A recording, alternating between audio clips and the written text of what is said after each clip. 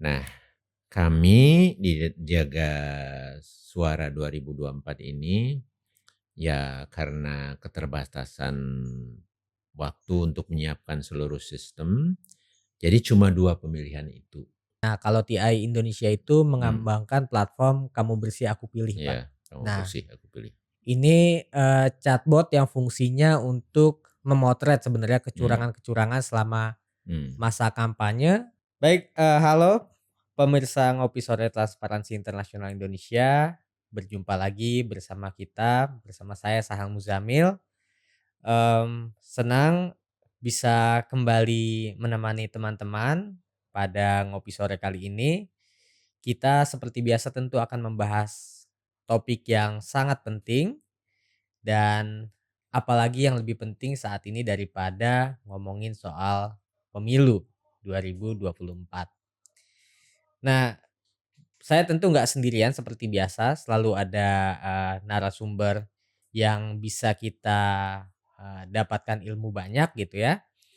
Dan, saya perkenalkan sedikit, teman ngobrol saya pada kesempatan kali ini. Bersama saya ada Pak Hadar Nafis Gumai. Beliau adalah, sosok yang, sudah punya kredibilitas dalam mengawal isu pemilu dan walaupun beliau sudah senior tapi inovasi dan, semangatnya bisa bersaing dengan kita yang, muda-muda. Halo Pak Hadar, selamat siang Pak. Selamat siang Mas Sahel. Sehat Pak? Alhamdulillah baik aja, terima kasih. Ya sudah keliling kemana saja nih Pak Hadar nih? Oh, belum banyak, tapi pagi tadi ada pertemuan dan kebetulan tempatnya dekat sini, jadi saya langsung kemari. Iya ya, Terima terima kasih kasih. banyak sudah Terima kasih juga diundang. Pak Hadar, Ya, menyempatkan waktu di tengah kesibukan. sama-sama. Teman-teman, Pak Hadar ini belum lama, bersama NetGrid, organisasi yang dinaungi oleh Pak Hadar, ini meluncurkan platform namanya Jaga Suara.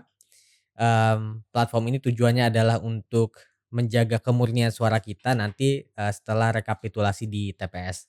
Ya, Nah, nanti kita akan bicara lebih banyak Pak Hadar soal Jaga baik, Suara 2024 ini. baik. Tetapi sebelum itu, Ya, saya mau ngobrol yang umum dulu nih Pak Hadar. baik, silakan Mas Sahel.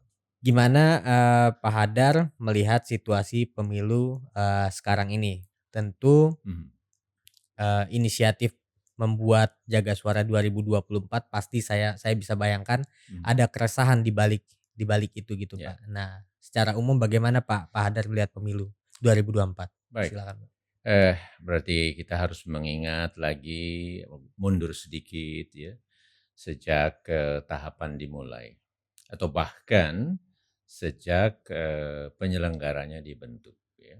Jadi pemilu kita ini kan setiap saat ada pembentukan penyelenggaranya dari tingkat pusat sampai tingkat daerah.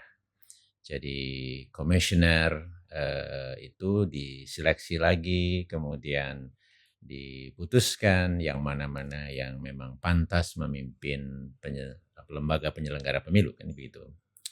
Kemudian mereka melakukan persiapan dan, memulai tahapan. Dan itu sebetulnya, sejak bulan Juni ya, untuk tahapan ya, bulan Juni Iya. tahun 2022. Jadi sudah sangat panjang dan hari ini tinggal 19 hari lagi ya, menuju, hari pemungutan suara. Nah, dalam perjalanannya ini kok saya melihat cukup banyak persoalan dari pemilu kita gitu ya. Dan persoalan ini tidak hanya dari pemangku kepentingan yang lain di luar penyelenggara, tapi justru permasalahan banyak, berasal atau terjadi di penyelenggaranya. Nah, ini beda dengan pemilu-pemilu sebelumnya gitu.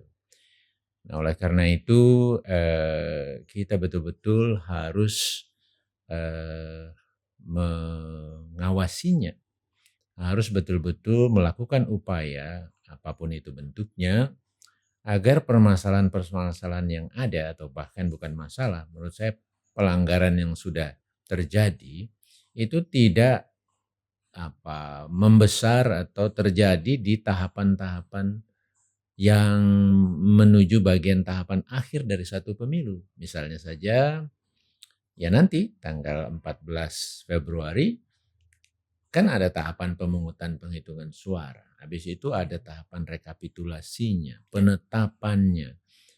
Nah, jangan terjadi ada kecurangan. Ya. Sekarang pun di sisa masa kampanye yang 3 minggu lagi ini juga jangan gitu ya. Kan kita mau pemilu yang bersih, berkualitas, jujur, adil dan seterusnya gitu. Nah, kita ambil contoh saja ya. Untuk pertama kalinya di dalam pemilu yang berlangsung di negara kita, khususnya pemilu pasca mulai terjadinya reformasi. Ini kan menuju pemilu yang ke-6 ya. 99 terus sampai 2019 kemarin yang kelima nih yang ke-6. Itu sebetulnya pengaturan tentang, ini satu contoh saja nih, pengaturan afirmasi untuk calon perempuan. Ya. Undang-undang itu kan jelas mengatakan calon perempuan itu jumlahnya minimal. Nih saya suka diledekin nih. Kalau bilang calon perempuan, mana ada udah jadi perempuan masa dibilang calon ya. Calon anggota legislatif perempuan. Nah kira-kira begitu ya yang saya maksudkan. Itu setiap daerah pemilihan kan partai politik harus mengajukan daftar calon. Nah di dalam setiap daftar calon dari setiap partai politik, di setiap dapilnya, jumlah calon anggota legislatif perempuan itu harus sekurang-kurangnya 30% dari daftar itu. Ya. Tetapi untuk pemilu kali ini itu bisa kurang dari 30%. Gara-gara penyelenggara pemilunya bikin aturan yang ngawur. Gitu. Sehingga kalau dihitung sangat mungkin ada partai yang akhirnya jumlah calon perempuannya tidak sampai 30%. Ya. Nah, gimana kita punya aturan di undang-undang yang mengatakan harus sekurang-kurangnya, tetapi kemudian dalam prakteknya itu ada yang kurang gitu. Jadi kita punya pemilu yang sebetulnya bertentangan dengan undang-undang. Terus gimana kita? Ya. Bisa bangga kita? Tidak mungkin. Bisa kita katakan pemilu kita ini punya pelaksanaan yang legitimate gitu ya, sesuai dengan aturan? Tidak bisa. Udah jelas ini akan menjadi pemilu yang bermasalah gitu. Nah, jadi itu baru satu contoh. Mungkin kalau saya teruskan contohnya, ini bisa podcastnya bisa 3 jam sendiri gitu. Tapi kan tidak mungkin. Tapi silakan teman-teman jaringan pemirsa Kopi Sore Transparansi Internasional Indonesia ini untuk mencek kembali catatan-catatan itu. Banyak tersebar di mana-mana dan di media kita gitu. Nah jadi situasi ini menurut saya situasi yang sudah sangat memprihatinkan. Karena faktor inilah kemudian kita harus menjaga betul tuh perolehan suara, hasil penghitungan suara di TPS. Nah disitulah keluar tidak ide baru amat gitu ya, tetapi teknologinya yang lebih baru lah gitu ya. Yaitu kita perlu menjaga hasil penghitungan suara itu dengan kegiatan yang kami sebut bersama koalisi, TII juga ada di dalamnya bersama-sama, itu Jaga Suara 2024. Nah gitu kira-kira ya. Gimana? Menjawab nggak ini tentang gambaran persoalan yang ada itu ya? Menjawab Pak, tapi juga sekaligus memantik pertanyaan-pertanyaan selanjutnya Pak Hadar. Baik, silakan Mas. Tadi Pak Hadar menceritakan bahwa rasanya kalau kita bilang pemilu kita baik-baik saja sekarang ini aneh Pak ya. Ya. Itu kelihatan nggak ngikutin persoalan tuh. Nggak ngikutin kalau kita kesimpulannya ke situ. Nggak baca berita. Ya betul, silakan. Ya, nah saya penasaran ini Pak, saya setuju dengan Pak Hadar bahwa kita harus banyak mengkritik penyelenggara Pak ya. Betul. Tadi Pak Hadar jelaskan contoh soal PKPU, peraturan KPU soal kuota untuk calon anggota legislatif perempuan. Ya. Nah selain itu juga ada yang mereduksi aturan soal masa jeda itu Pak ya untuk ex napi, Ya, itu juga korupsi termasuk ya, untuk contoh yang mencalonkan lain. lagi dan Ya, sebagainya. ya, Tapi saya mau tanya ke Pak Hadar gini Pak, ya, sebagai orang yang pernah ada di KPU, ya. Pak Hadar ini ketua KPU 2012 sampai 2017. Walaupun, saya bukan ketuanya, Oh iya, ya oke. waktu itu ada ketua namanya Pak Husni Kamil Manik, Iya. beliau karena sakit meninggal dunia, Mmm, sehingga di 1 tahun terakhir, itu berganti ketua. Saya waktu itu diangkat sebagai PLT sementara PLT saja. ya? Ya habis itu Oke. diteruskan sama Pak Juri Ardianto, Iya iya, ketuanya. oke. Baik. Baik, terima kasih Pak Ya, Hadar, ya, informasinya. ya, Mmm, saya lanjutkan pertanyaannya, ya, sebagai orang yang ada di, KPU, pernah ada di oke, KPU, di oke. puncak pimpinan, Pak, ini apakah permasalahannya benar-benar dimulai di awal di penyelenggara, Mhm, atau jangan-jangan penyelenggara ini juga memang mhm, ada, upaya untuk merusaknya gitu ya, Pak? Maksudnya oke, dari pihak eksternal gitu ya, oke, ada usaha untuk merusak penyelenggara ini. Kalau oke. menurut Pak Hadar bagaimana, Pak? Ya, saya kira sangat mungkin, artinya, saya tidak tahu arti maksudnya merusak dan itu kemudian semua mau istilah yang tepat, tetapi yang jelas upaya untuk bisa lebih mengontrol penyelenggara pemilunya. Jadi ada peserta pemilu melalui, kelompok, yaitu parlemen kita, DPR kita gitu ya.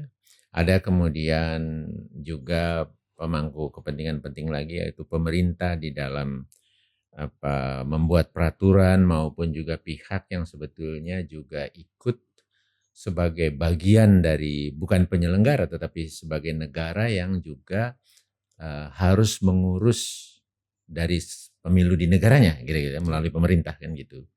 Yang saya lihat itu ingin betul, ikut mengambil peran gitu.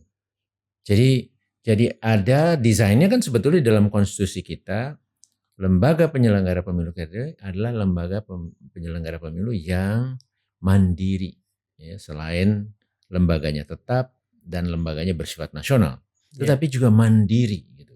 Nah, kemandirian inilah yang kelihatannya dikhawatirkan betul, sehingga kedua elemen yaitu DPR dan pemerintah ini ingin berusaha bisa, ikut mengontrol.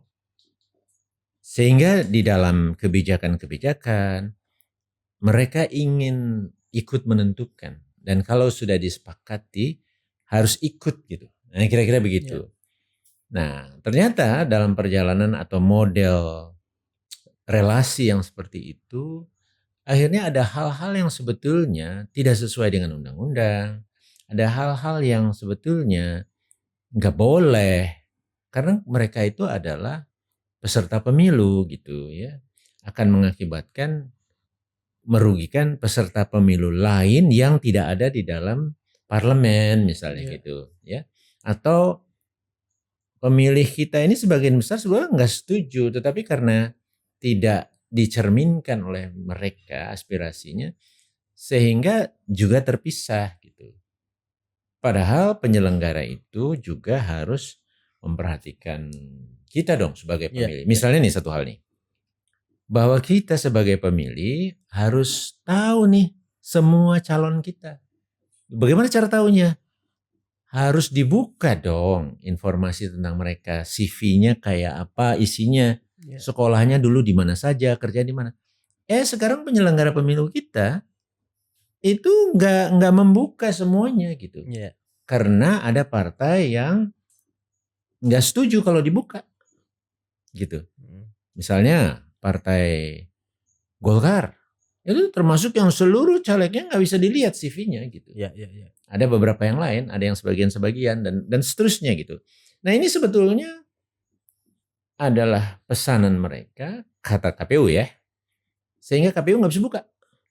Padahal KPU adalah lembaga mandiri yang harus memperhatikan pemilih juga gitu. Jadi prinsip mereka pun di dalam menyelenggara itu ada transparansi dan seterusnya gitu. Nah harusnya itu yang dia pegang gitu. mmm, Ngapain yang namanya CV dikumpulin, terus buat apa gitu.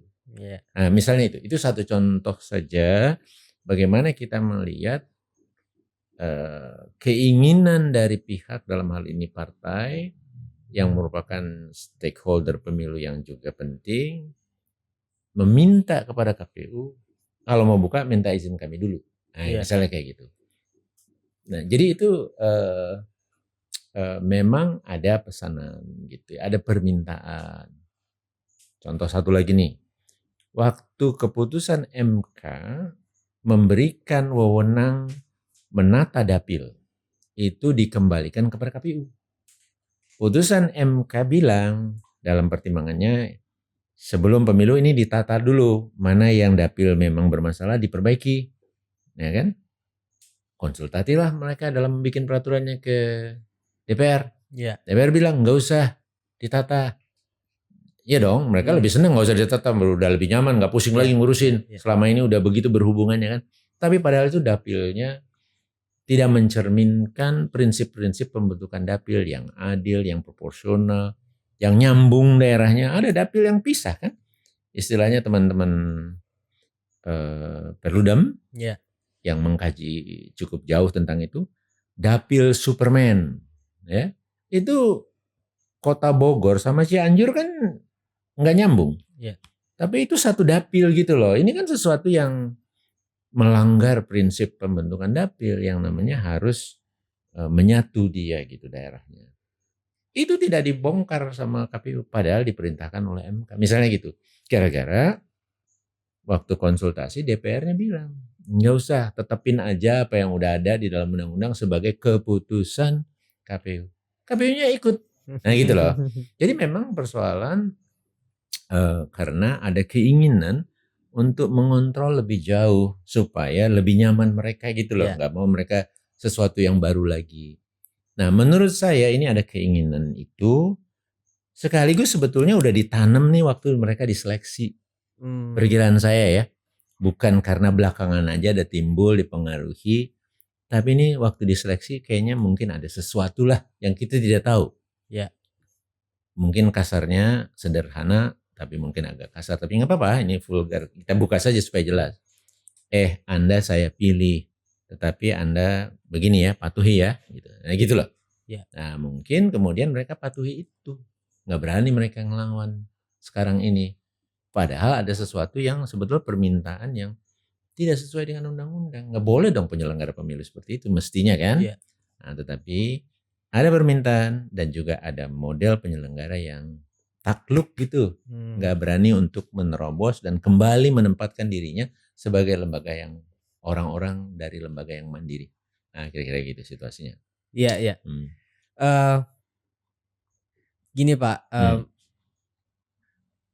jadi ini saya melihatnya mungkin kombinasi antara dua hal ya. Ya. Dari partai politik yang punya ambisi untuk mengendalikan, mengontrol penyelenggara pemilu. Dan yang kedua adalah penyelenggara pemilunya sendiri cenderung saya pakai istilah pengecut gitu ya. Karena selalu mengambil pendirian untuk melayani partai politik dan penguasa. Kurang lebih begitu ya Pak ya kondisinya. Iya. Saya kira ya cocok itu. Ya. Dan ya pengkondisiannya mungkin mirip-mirip dengan ya ketika komisioner KPK yang sekarang ini terbentuk ya. Betul. Dituntut untuk kontrak dulu dengan DPR gitu ya. Jadi hubungannya seperti pemberi kerja dengan pencari kerja ya Pak ya. Ya bisa. Jadi kita selama ini negara kita ini agak mundur di dalam pemerintahan yang sekarang karena ada pelemahan lembaganya gitu ya. Yang mungkin kemarin sangat kuat dan itu dirasakan menyulitkan yang sedang berada di pemerintahan, yang ada di lembaga perwakilan gitu ya, kira-kira begitu. Nah pelemahan kali ini juga masuk terhadap KPU. Nah, jadi ini sebetulnya satu kemunduran yang sangat serius yang kita nggak bisa nih biarkan nanti lembaga mana lagi yang mau dilemahkan sehingga negeri ini ya tidak lagi bisa dikatakan sebagai negara yang demokratis gitu, negara yang betul-betul melindungi hak-hak warganya, pelayanan yang adil gitu ya, melalui tatanan atau institusi-institusi yang seharusnya bisa melakukan peran pelayanan tersebut gitu, perlindungan tersebut terhadap warganya. Itu bisa begitu nanti. Iya iya iya. Ya, so. Situasi yang Hmm. sangat mengkhawatirkan ya Pak Ya, Hadar ya. ya betul. Dan saya nggak tahu nih Pak Hadar Ya, sebagai, yang sudah panjang mengikuti isu pemilu, ya. ini mungkin di era reformasi nggak ada presidennya Pak ya yang seperti ini? Saya perkirakan enggak, karena itu sebenarnya pelan-pelan dan jalurnya itu ya terus membaik gitu. Iya. Ya. Tapi kemudian ini kok seperti ada hal-hal yang sangat atau menunjukkan ini akan menurun gitu. Saya kira itu yang terjadi. Jadi sebelumnya itu membaik terus kan 2004, bahkan 99 kita merasa itu adalah pemilu yang terbuka karena Mhm. semua bisa ikutan. Yang dulu diatur-atur yang ikutan cuma 3 peserta misalnya. Waktu itu jadi 48, kan keren tuh. Iya. Semua ikutan. Ya banyak pelanggaran sana sini, tetapi itu tidak terlalu serius. Tapi di penyelenggara pada saat itu memang belum mandiri. Ya kan, masih ada perwakilan partai politik dan perwakilan pemerintah kan dulu penyelenggaranya. Nah, sehingga ada amandemen konstitusi kan tahun 2000, lengkapnya tahun 2022. Kemudian itu harus lembaga yang mandiri. Iya. Masuk di dalam undang-undangnya menuju pemilu 2004 ya. Jadi terus membaik gitu. Terus proses seleksinya bagaimana juga membaik dan seterusnya. Tapi yang kali ini masih sama nih proses seleksinya, tapi begitu keputusannya di DPR itu mulai kelihatan bermasalah. Dan betul, hampir 1 tahun kan waktu itu untuk menentukan tanggal atau hari pemungutan suara kapan. Padahal di undang-undang jelas, itu keputusan KPU. Tapi KPU-nya ikut aja. Dan pemerintahnya itu baru pertama kali saya lihat mengajukan detail-detail dari skema jadwal pemilu dan sebagainya sampai detail. Wah, kami hitung ini plus minusnya, ini bulan. Kalau nggak cocok dikeluarin lagi skema jadwal yang baru alternatif. Dulu nggak pernah ada. Itu Kementerian Dalam Negeri. Iya. Dulu menterinya itu ya sudah kami percaya kepada KPU, silakan diajukan jadwalnya seperti apa. Ya menurut kami baiknya pertimbangkan jangan terlalu mepet dengan musim hujan, lebaran, nah gitu. Silakan KPU. Itu. Kalau yang sekarang yang kemarin itu enggak dibikin alternatif detail. Sekian hari kalau bisa kampanyenya lebih pendek, gitu-gitu. Padahal di undang-undang itu sudah ada batasan dan seharusnya KPU itulah yang memikirkan betul. Dan KPU sudah punya pengalaman panjang kan memikirkan itu gitu. Nah, tapi berbeda sekarang. Nah, itu menurut saya indikasi yang sangat jelas bahwa pihak-pihak lain ini ingin memang mencampuri, mengontrol, mengintervensi penyelenggara pemilunya. Ya jadi kemunduran demokrasi ini memang real ya Pak ya. Real. Di semua aspek bisa kita lihat ya. Ya. Termasuk kalau TI itu kan produk andalannya CPI itu Pak ya. Ya betul. Jadi Indeks trennya mungkin kurang korupsi. lebih sama seperti yang Pak Hadar ceritakan. Ya. Ya setelah sekian lama naik gitu ya. Naik Ya. walaupun dikit-dikit Ya, satu-satu gitu tapi ya. kan naik ya. Nah tiba-tiba setelah 2019 itu menukik lajunya ke bawah dan ya ini juga mungkin grafiknya sama dengan kinerja penyelenggara pemilu gitu ya Pak kalau mau dibandingkan ini. Ya. Bayangkan ketua KPK-nya sendiri kan gitu. Dan ini kan ada info juga bukan hanya ketua nih katanya gitu kan. Iya. Udah. Nah ini terjadi saya kira di KPU. Di KPU juga ya. Kita patut prihatin dan kita harus cari jalan nih bagaimana menatanya kembali. Gitu. Iya. Oke. Saya sebenarnya tergoda buat nanya Pak Hadar lebih jauh soal ini, Heeh. kemungkinan ya nanti setelah pemilu usai gitu ya, Ya. apakah kita mungkin akan melihat juga headline, Hmm. bagian dari penyelenggara pemilu ini akan diringkus atau gimana, tapi Ya, saya ya, kira masih ya. terlalu terlalu dini gitu ya, jadi Ya. saya nggak itu, ya mungkin sesuatu yang kita semua pikirkan tapi, Ya. saya mau belok ke hal lain aja. Walaupun saya setuju ya, saya sedikit aja ya mau Iya, komentar boleh ya. boleh Karena boleh boleh. teman-teman TI ya semua ini, sekarang coba perhatikan betapa besar dana pemilu kita. Iya, 70-an triliun ya, Pak, ya? Itu akan minta berapa banyak yang digunakan betul untuk proses yang pemilunya. Itu harus diperhatikan. Kemudian betapa apa besarnya kegiatan mereka yang menggunakan fasilitas luar biasa di Mmm, mana di hotel-hotel mewah, iya, fasilitas kendaraan yang sekarang seluruh Indonesia itu diberikan, bahkan di pusatnya double-double misalnya gitu. Nah, kemudian kegiatannya pemilu. Tetapi yang di Jakarta aja tuh, betapa besar dana dia gunakan untuk membangun, merenovasi berkali-kali kantor KPU. Itu kalau dicek, dana untuk lain-lain itu cuma ya 1-2 miliar saja yang di pusat ya untuk kantor itu. mmm, Tetapi untuk renovasinya itu sampai 20-an miliar lebih sendiri gitu. Ini kan aneh ya, iya, di masa tahapan pemilu sedang berlangsung.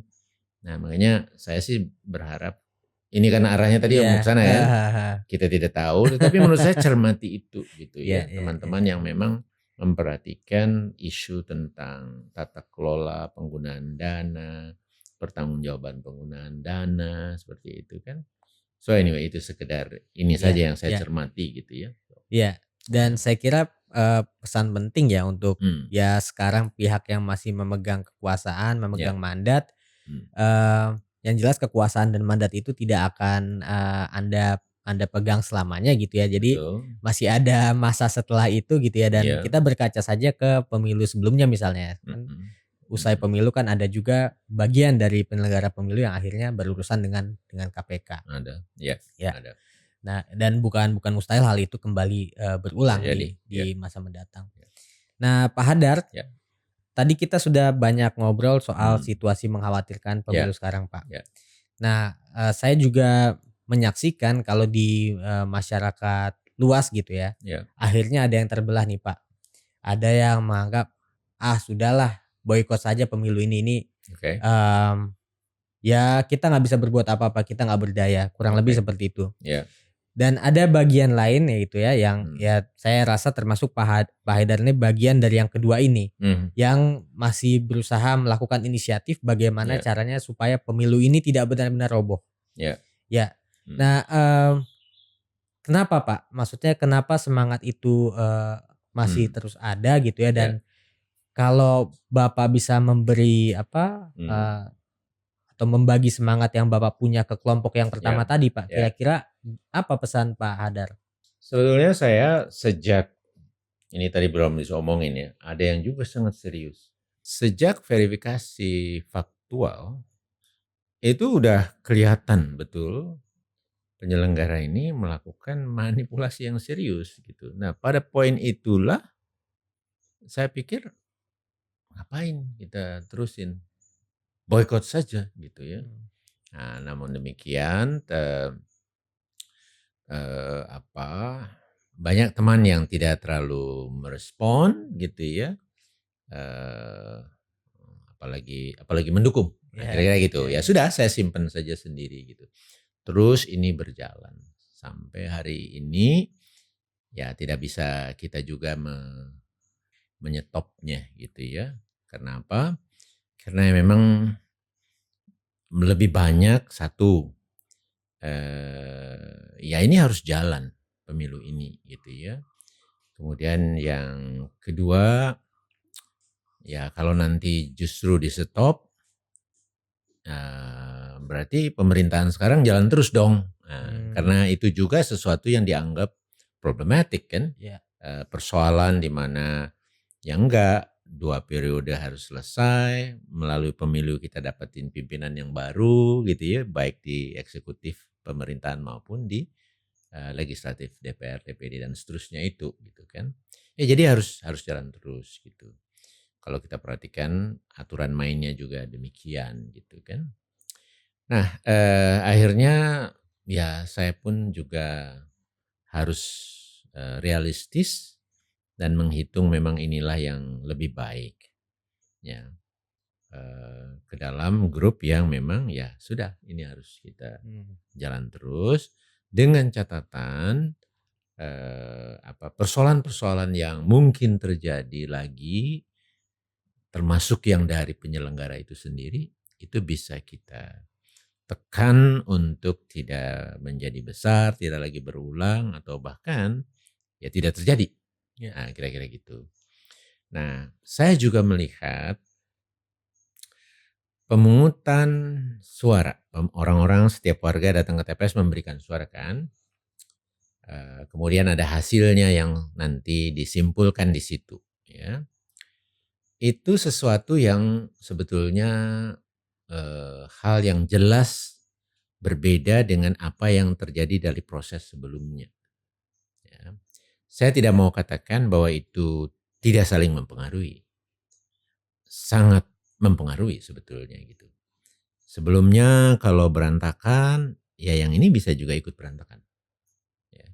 Misalnya putusan MK memberikan ruang kepada, ya kita sebut saja Gibran Ya. bisa menjadi wakil presiden. Akhirnya kan mengakibatkan orang bisa memilih Gibran kan, Ya. yang tadinya kalau nggak ada putusan itu nggak bisa memilih Gibran, nah Ya, gitu. ya, ya. Jadi ada sambung gitu ya. Mhm. Tetapi ada juga yang tidak tidak otomatis gitu. Jadi ada pertimbangan-pertimbangan lain. Nah, yang tidak otomatis apapun proses sebelumnya bermasalah, ada juga yang baik Ya. sebetulnya gitu. Nah, disitulah yang saya berpandangan, ya akhirnya kita bisa menganggap apapun alasannya seseorang itu memilih, itu adalah pilihan dia. Mmm. Nah gitu loh, Ya. itu apapun alasannya. Bisa jadi itu karena tadi pagi dia terima duit 200.000 gitu loh, akhirnya dia milih atau nggak jadi milih yang itu. Ya. Dia ambil duitnya milih yang lain, bisa begitu juga. Mhm. Banyak situasi. Tetapi itu adalah akan menjadi fakta, ini adalah pilihan saya. Gitu ya. Nah, pilihan saya itu tercermin di TPS, setelah dihitung itu menjadi kesimpulan TPS tersebut, partai mana mendapat berapa, caleg mana mendapat berapa, paslon mana mendapat berapa, gitu. Nah itu sesuatu yang nggak boleh juga diacak-acak. Iya. Nah gitu kan. Nah jadi menurut saya ini pun yang merupakan bagian, kalau tidak terpenting, saya menganggap ini terpenting sebetulnya. Mhm.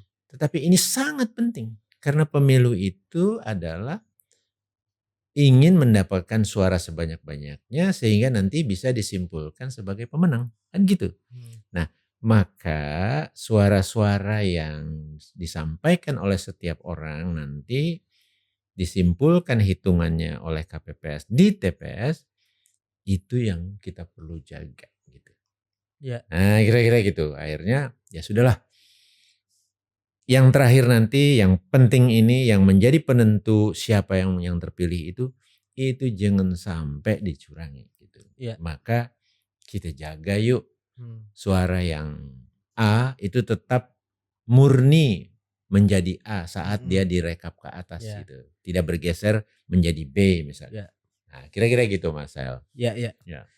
Saya tadi sepertinya punya kesamaan dengan Pak Hadar ya. Ya. Ada satu titik kritis yang membuat rasanya kita mau memboikot pemilu itu. Ya, oh gitu Kalau saya ya. titik kritisnya di putusan MK itu, Pak. Oh, Itu, oke.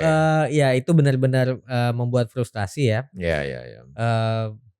Putusan final and binding tidak bisa Ya. diapa-apakan Ya, walaupun padahal kita tahu para hakimnya dinyatakan betul, bersalah gitu ada ya. pelanggaran etik di sana, Etika yang pelanggaran serius. etik berat bahkan Ya, gitu ya, ya. ya.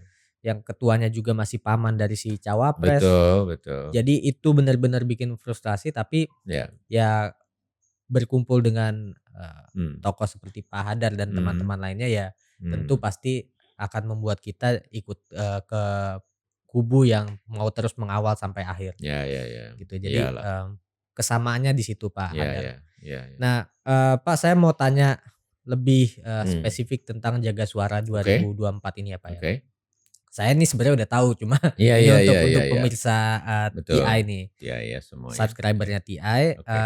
ini tuh kan bukan sekedar hashtag aja Pak ya, kan bukan sekedar kata-kata aja ya, tapi ada Bukan. sarananya, ada Iya iya. kanalnya. Iya Nah, bisa diceritakan nggak Pak, iya. kanal tersebut dan cara kerjanya Pak? Oke, baik. Jadi, pada prinsipnya sudah ada sistem, sudah ada aplikasi yang dibangun dan, kemudian warga masyarakat siapapun ya, jadi ini ada yang namanya relawan yang untuk mengumpul foto itu ya, siapapun, baik dia juga bagian dari peserta pemilu, eee, tim sukses caleg, partai, paslon, boleh boleh ya. Jadi dan masyarakat luas. Jadi menggunakan aplikasi tersebut yang sekarang sudah bisa di-download ya, yang terpasang di Play Store-nya Google. Nah, nanti pada saat hari pemungutan suara, kita bawa nih HP kita Mhm. gitu. Nah, nanti setelah penghitungan selesai, KPPS sudah tidak ada persoalan, sudah setuju, hitungannya mereka udah nggak benar, mereka tanda tangan, itu difoto. Yang namanya, itu namanya form C hasil, C hasil. ya. Kalau PPWP itu C hasil pemilihan presiden wakil presiden. Nanti akan juga ada C hasil untuk pemilihan anggota DPR, C hasil DPR gitu ya. Nah, kami di Jaga Suara 2024 ini ya karena keterbatasan waktu untuk menyiapkan seluruh sistem, jadi cuma 2 pemilihan itu ya. Juga kami bayangkan mungkin tidak mudah untuk kita punya banyak orang yang mau memfoto semua pemilihan yang lain. Karena tidak gampang juga nih, karena banyak juga akhirnya yang harus difoto. Iya. Nah, kira-kira gitu ya. Tapi untuk 2 pemilihan, pemilihan presiden dan pemilihan anggota DPR, itu kami berharap bisa difoto, kemudian dikirimkan ke Jaga Suara 2024 ya. Nanti kalau sudah dikumpulkan, itu sistem juga akan memeriksa kan, langsung sebetulnya di aplikasi itu. Iya. Begitu warga memfoto, nanti hanya beberapa detik itu akan ada hasil bacaannya. Nah, hasil bacaan itu kita pastikan jadi foto, habis itu kita periksa. Nah, pada stage memeriksa ini kita pastikan angka-angkanya sesuai dengan apa yang di dalam foto itu, yang tadi dari C hasil form itu. Jadi kalau tidak ada tanda merah, itu artinya tidak ada yang salah. Yang dibaca oleh sistem sesuai dengan yang ini. Kita lihat, oh sama, sama, sama, sama. Habis itu langsung kita simpan gitu ya. Nah, memang ada 3 lembar kan. Jadi foto halaman 1, halaman 2, halaman 3 untuk pemilihan presiden. Ada 20 lembar, banyak nih ya, untuk pemilihan anggota DPR RI ya. Jadi itu difoto satu-satu, kemudian nanti disimpan gitu ya. Kemudian itu akan bisa diproduce hasilnya. Nah, di dalam aplikasi itu. Nah, hasil itu nanti bisa kita sebarkan ya. Sebarkan kemana aja, kita punya medsos Instagram, kita punya Twitter, kita punya yang lain, bahkan ke grup teman dan sebagainya disebarin aja. Nih hasil di TPS saya kayak gini nih gitu. Dan itu tidak sulit. Ada icon untuk Share ya Pak? share gitu, ada pilihan kemana saja gitu. Jadi tidak sulit. Poinnya adalah kalau kita men-share dan kita kemana-mana banyak, ya itu tadi, kan udah banyak yang tahu dan Iya. itu udah di mana-mana. Jadi Mmm. kalau ada yang mau merubah ya dari TPS kita tuh, dia merubah pasangan calon tertentu, dia kasih angka yang tinggi, yang ini lebih rendah gitu, tidak Iya. sesuai. Mhm. Itu nggak bisa, sulit sulit untuk dia lakukan. Itu jangan-jangan udah nggak berani lagi nih Mmm. melakukan itu. Mhm. Karena udah banyak yang nyebarin gitu. Iya. Nah, kira-kira begitu. Jadi idenya adalah kita foto, kita sebarkan, itu akan membuat mereka-mereka yang mau berbuat curang tidak mengurungkan niatnya. Kalau toh dilakukan juga, sebetulnya nanti kita bisa bandingkan. Loh, kok hasil TPS ini, nah sistem ini membuat orang juga bisa lihat kan, bisa saling lihat. Nah, kalau ada yang berbeda, orang itu bisa juga menyampaikan infonya gitu ke kami. Sehingga kami double check gitu. Ya. Mana ini yang benar gitu kan. Nah, termasuk petugas KPPS itu sering juga salah loh. Kan gitu. Oke. Entah itu salahnya karena memang dia keliru ngitung, kalkulatornya salah sehingga dia tulis salah. Atau dia salah memang Sengaja. petugasnya sengaja nih. Heeh. Bisa jadi loh ada petugas Oke. yang sengaja. Dan itu ada begitu sebelumnya di pemilu-pemilu sebelumnya. Karena ada yang ngebayar, ada yang kasih desakan, dibayar gitu, dia rubah. Nah, sistem ini bisa membaca kalau ada yang keliru seperti itu dan kita juga bisa mengeceknya. Nah, kalau kita ketemu hasil hitungan KPPS yang resmi tapi salah, kita bisa langsung kirimkan ke KPU. Ya kan? KPU, cek nih TPS ini di kelurahan ini, di kecamatan, kabupaten ini, nomor TPS-nya ini loh fotonya. Salah itu ngitungnya gitu. Coba periksa. Dan pasti ya selanjutnya koreksi dong kalau salah. Nah, kira-kira gitu. Jadi kegiatan jaga suara ini bisa juga membantu mengkoreksi kekeliruan-kekeliruan gitu. Sebenarnya membantu KPU nih kalau memang tujuannya betul-betul jujur, kerja dengan integritas tinggi dan seterusnya gitu. Nah, kira-kira idenya begitu. Nah, kemudian rekapnya, jadi setelah terkumpul ini nanti di dalam sistemnya itu dia akan merekap yang mana TPS-nya di dalam desa ini hasilnya apa, di kelurahan ini hasilnya apa. Nanti kalau udah kelurahan desa terkumpul di kecamatan ini hasilnya apa. Kemudian juga di kabupaten kota, di provinsi dan di nasional gitu. Nah, kira-kira begitu, Mas. Iya, luar biasa. Ya. Jadi ini yang mungkin harus jadi perhatian teman-teman ini untuk perangkat Android, Pak, ya?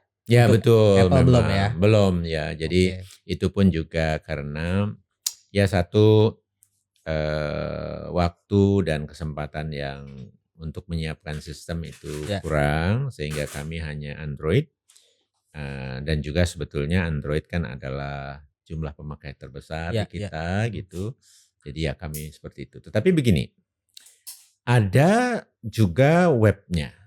Jadi ada bukan hanya mobile base saja, tetapi juga ada web base.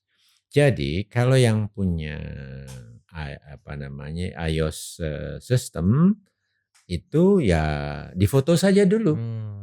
Nah, jadi difoto saja dulu, nanti melalui connecting internetnya bisa itu di-upload atau dikirim ke web base-nya Jaga Suara 2024. Nanti di sana akan diproses. Nah, kira-kira itu. Jadi artinya masih tetap bisa berperan besar para warga yang memang punya iOS base HP dengan melalui fotonya saja dulu gitu. Foto masukin dalam galeri. Foto yang penting fotonya itu memuat dengan jelas, diambil lurus gitu ya. Titik-titik di ujungnya dapat gitu ya. Kalau miring mungkin sistemnya juga kurang mampu untuk bisa membaca gitu ya. Ada petunjuknya di dalam aplikasi. Nah, kemudian juga apa yang perlu kita ketahui, memfoto itu sebetulnya hak kita semua. Di undang-undang dijamin, di dalam peraturan KPU dijamin. Jadi setelah selesai dibuat, ditandatangani C hasil tersebut, semua orang akan diberikan kesempatan. Tidak hanya saksi yang hadir, tetapi masyarakat yang ada di TPS itu, apalagi pemantau, itu boleh. Jadi kalau ada petugas yang tidak membolehkan, petugas itu salah. Ya. Jadi kita bisa ingatkan, Pak, sebetulnya boleh Pak, ayo berikan kesempatan kami moto sebentar aja Pak. Gitu. Oke. Nah, itu hak dan saya kira itu sesuatu yang bagus Ya. di sistem kita, di undang-undang kita, di PKPU kita gitu. Ya. So, Oke. hmm, Jadi tadi saya ulangi lagi, ya, kalau misalnya pakai Android bisa ya, download aplikasinya di Play Store, betul, kalau misalnya pakai Apple, ya, ya nanti lewat kanal website ya Pak ya, ya, uploadnya. ya, Dan tadi ini, Jaga Suara 2024 ini ya, fokusnya ke 2 pemilu saja, Pilpres dan betul, Pileg ya, DPR. ya, betul.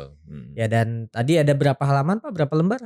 Kalau yang pemilihan presiden ada 3 halaman, 3 halaman ya. presiden, Tapi kalau untuk pemilihan anggota DPR itu ada 20 20 halaman. halaman. Tapi sangat masih mungkin, Ya, ya, semangat ya. saja gitu, kita fotoin saja. Ya, ya, ya. Nah, mengenai waktu mungkin kita harus perkirakan. Kadang-kadang kita datang ke TPS pagi. Ya mungkin kita perlu pulang dulu kelamaan, ya nggak apa-apa pulang dulu. Nah TPS itu nanti ditutup jam 1 kan untuk memberikan suaranya. Nah setelah itu segera mulai penghitungan. Penghitungan pertama itu nanti untuk pemilihan presiden. Jadi kita balik aja lagi ke TPS gitu. Apalagi kan TPS itu biasanya tidak terlalu jauh dari rumah ya, jalan kaki dan ya. sebagainya. Nah lakukan itu. Tapi kalau ditongkrongin dari pagi sampai siang mungkin ada yang ada kesibukan atau apa. Jadi nggak repot, fleksibel kok bisa. Oke. Jadi saya membayangkan sebetulnya kita semua bisa melakukannya gitu. Oke. Kira-kira begitu. Oke, nah itu tadi tambahan dari Pak Hadar soal petunjuk waktunya tuh. Ya, Jadi setelah jam 1 ya Pak ya. Setelah jam betul. 1 Ya, hitung-hitungan itu dimulai. Nah, teman-teman bisa balik lagi ke TPS. ya, betul. Nah, kurang lebih seperti itu Ya, teman-teman. Harapannya sih inisiatif yang baik ini bisa kita dukung sama-sama Pak Hadar. ya, ya. TI juga 100% mendukung Terima NetGrid kasih ya ya. dengan Dan Jaga bantu Suara ini. ajak semuanya, Ya, kawan-kawannya TI Indonesia, pasti ajak Pak. semua ya. Ya. Iya, kita baru saja kemarin bikin Zoom, kita hadirkan teman-teman dari Terima jaringan kasih. daerah Ya, untuk Pak Hadar menerangkan ini. ya, Nah, juga tentu kita doakan semoga pemilunya jelas bisa berlangsung lebih jujur. ya, Dan kalaupun ada kekurangan di sana sini, inisiatif dari masyarakat sipil bisa melengkapinya, bisa memperbaikinya. ya.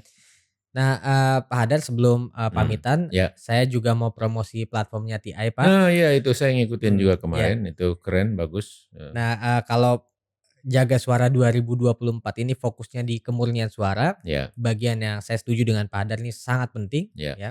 Nah, kalau TI Indonesia itu mengembangkan platform Kamu Bersih Aku Pilih Pak. ya, kamu Nah, bersih, aku pilih. ini chatbot yang fungsinya untuk memotret sebenarnya kecurangan-kecurangan selama masa kampanye, masa tenang, dan nanti masa pencoblosan. Oke. Nah, berhentinya akan di situ. Nah, siapa saja yang melanggar nanti ya paslonnya tentu saja atau calegnya, partai politik peserta pemilu, dan termasuk juga pihak-pihak yang seharusnya netral Pak dalam pemilu. Iya, iya, ASN, TNI Polri dan iya. sebagainya. Prihatin ya Gitu. kemarin pernyataan presiden. Ya, itu membuat kita semakin repot Pak. Iya betul. Orang nomor 1 tapi arahnya Iya, lebih membolehkan semuanya lah kira-kira begitu. iya, iya. Padahal seharusnya tidak demikian ya. Oke. Iya, nah lanjutkan tadi, Ya, mohon maaf. chatbot ini ya bentuk kecurangannya juga macam-macam, mulai dari politik uang, Ya, kemudian ada pembagian bansos, BLT mengatasnamakan calon tertentu, ya. menggunakan fasilitas negara dan sebagainya. Mhm. Nah, itu teman-teman untuk mempelajari lebih lanjut tentang chatbot Kamu Bersih Aku Pilih ini, teman-teman bisa mengakses www.kamubersihakupilih.id. Nah, nanti akan ada linknya untuk menuju ke chatbot WhatsApp seperti itu. Nah, terakhir Pak Hadar, Ya. ini kalau teman-teman mau mempelajari lebih jauh tentang Jaga Suara, Ya. ini kira-kira harus kemana Pak? Oke. Website atau mana? Ya, jadi ke website bisa itu di jagasuara2024 org ya. Jadi ke sana walaupun belum lengkap betul tetapi itu sudah bisa dikunjungi. Kemudian ada di medsos-medsos lain yang intinya Jaga Suara 2024 juga ya, baik di Instagram maupun yang lainnya gitu. Kemudian memang ini sedikit tambahkan, semua kita harapkan untuk bisa memfoto kemudian mengirimnya ya memeriksa kemudian mengirim. Tetapi juga kami berharap ada yang mau menjadi relawan pemantaunya. Nah, itu yang mau nambah sedikit waktunya lagi deh ya untuk ngebantuin, yaitu selain menyebarkan ide pentingnya jaga suara 2024, tetapi juga mau membantu nanti meluangkan waktu untuk menjadi verifikator. Iya. Karena foto-foto yang masuk itu terkadang, dan saya duga akan ada seperti ini, fotonya tidak terlalu jelas sehingga sistem tidak bisa membacanya dengan perfect atau dengan akurat. Atau ada di TPS itu satu TPS tapi ada beberapa foto, jadi datang dari 2 atau 3 pengirim. Nah, terus beda-beda. Nah, itu kan butuh dilihat tuh, ini yang betul yang mana. Nah, hal seperti itu membutuhkan verifikator. Karena tidak mau atau seharusnya tidak kita mempublikasikan begitu saja, Ya. dan apalagi menggunakannya untuk di hitungan rekap. Karena kita betul-betul harus mendasarkan kepada dokumen atau foto yang memang kita yakini itu sesuai adanya, kira-kira begitu.